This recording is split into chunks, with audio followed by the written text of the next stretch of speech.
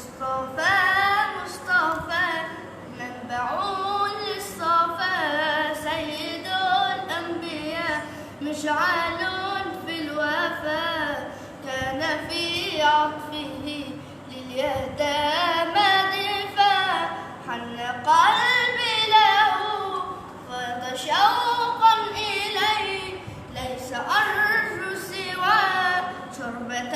من يديه، الصلاة عليه والسلام عليه، للسماء التقى فأتى بالنقى، ورجى وجهه نيرا مشرقا، كان من عطفه حين حان اللقاء، قال فلتذهبوا أنتم تلاقوا، مصطفى مصطفى منبع للصفا،